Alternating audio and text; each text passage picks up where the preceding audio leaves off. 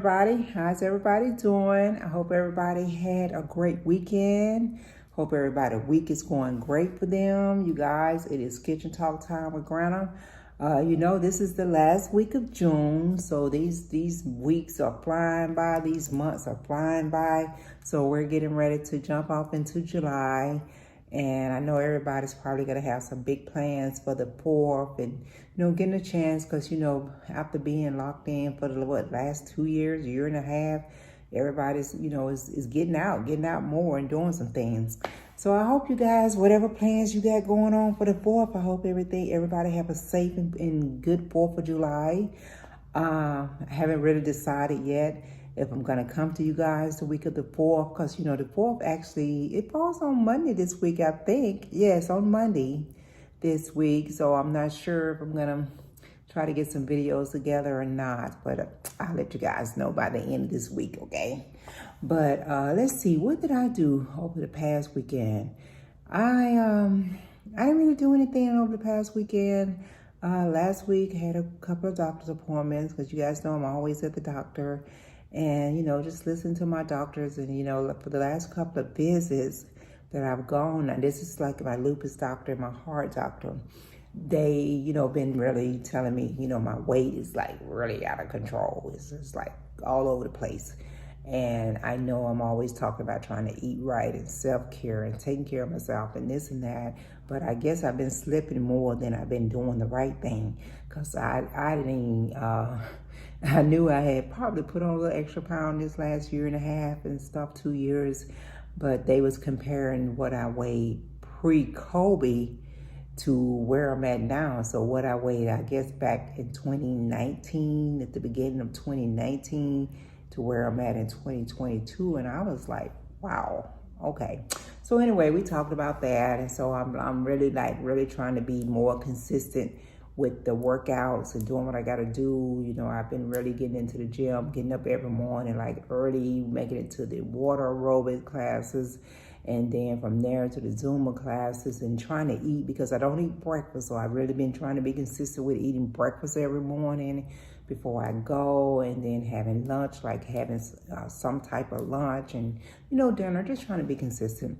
So you guys, you got to pray with me, because I'm trying to really stay consistent with this, with this exercise program and trying to get myself back to where I were at least 2 years ago. Okay. What else did I do? I actually went on this historical trip with the girlfriend. Let me drink my water. We went with the senior citizen group to what I call it Corinth, Mississippi, but I found out I had been saying it wrong. It's Corinth, Mississippi. And we went there because that's where the Battle of Shiloh took place. And I guess you could also say the Battle of Pittsburgh.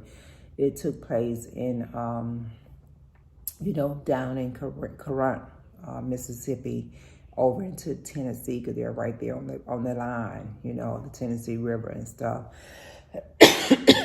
So we went there, and, we learned the history of that.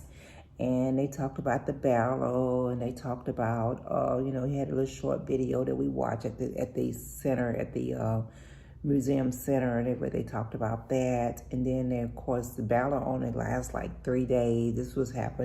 This took place back in April of 1862, I think like the 6th and the 7th, and it was over with by the 8th of April.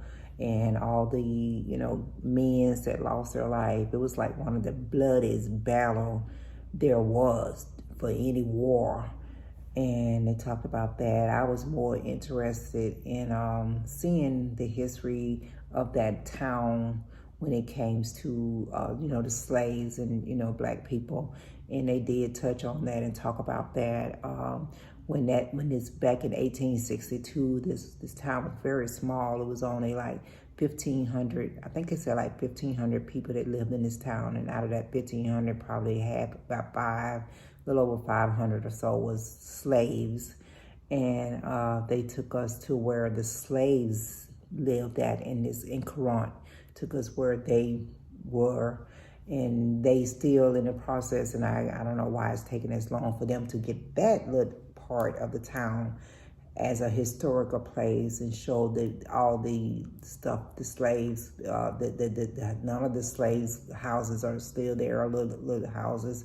They did have a couple of statues and little plants, there describing that place and everything. But they had in the big museum, the Civil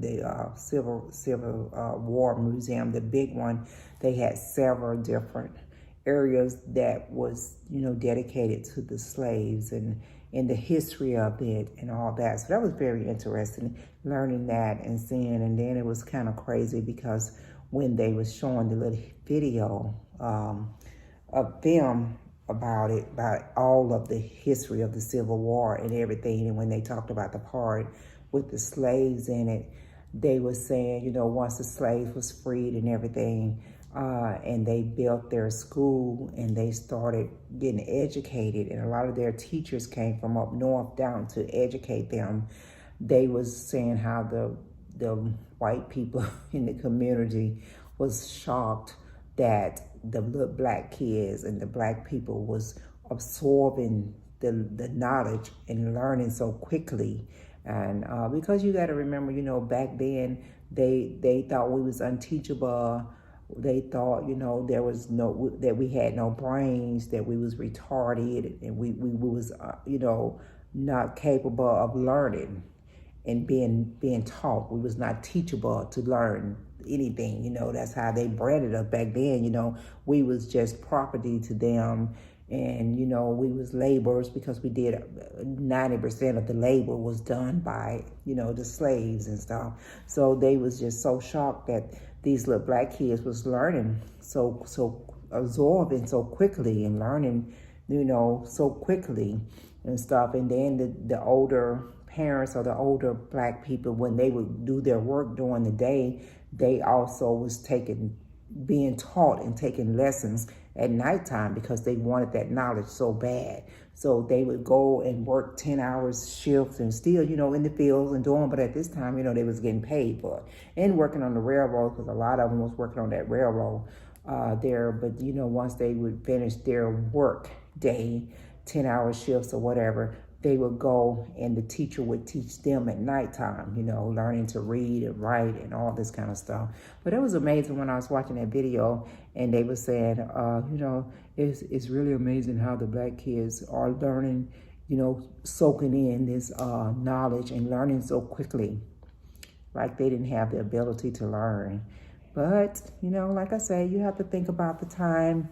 And the time that all this was going on, we had been, free not too long from there, and they just, they thought we didn't have brains. Basically, simply said that we was just unteachable, and we had no brains, and we were just only good for labor and working in the fields and the cotton fields and working in their house and doing all this stuff, But it was an interesting trip, and it was different for me because I really probably wouldn't have even taken that trip if it hadn't been for my girlfriend. But, once I got there, I was glad I did. It was fun. And of course, we was the only two African-American on this trip. I mean, seriously, the only two. And, of course, you got to keep your composure, and you got to, know that, you are entitled to go and do whatever you want to do these days. If you want to go on a trip, learning about the Civil War and all this stuff, you're entitled to do that, So yeah, it was interesting. And it was a few one older gentleman, white gentleman, he would throw out little remarks here and there. And my friend and I would just kind of give him the side eye. And the director that planned this trip, she was definitely, something was said out of content, she would correct it immediately and stuff. So, but it was good. So we did that, and that was an all-day trip. And came on back. We ended up going to this Catfish. It's called Catfish Hotel and Restaurant, I guess. But it was good. It was right there on the Tennessee River and stuff. So the food was good. Food was really good. It's made like a cabin and it's way back right there on the river, way back in the woods. So that was good. So the overall trip was a really good trip because, 99% of everyone that was on the trip was very, very nice, very polite. Regardless of how they might have felt, they didn't say anything out of pocket other than it's one person. Okay, so we did that. So that's what I did last week. And in between that, like I said, going to the gym, just working out, about to try to get back into pickleball and get back out there and just keeping in the back of my mind that I really got to stay on this health thing and do what I got to do, because like I said, you don't even think about it until you're getting ready to get up and your knees popping and going on and you're like, what in the world is going on? So yeah, I just got to give that. I mean, I got a couple more trips that's coming up with my girlfriend with the senior center. And that's just usually some one-day trips here and there just to get out and just to do some things. And then, of course, my big trip's coming up in July and then my trip in October.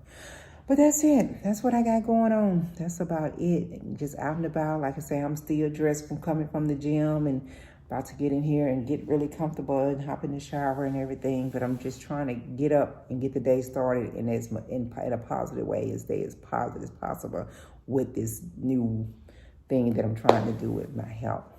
But that's it, guys. All right, I'll let you guys know later on if I'm going to get with you next week or not. But if I don't, like I say, I hope everybody have a great 4th of July, okay?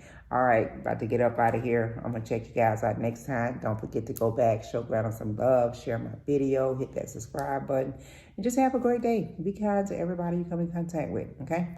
Check y'all out later.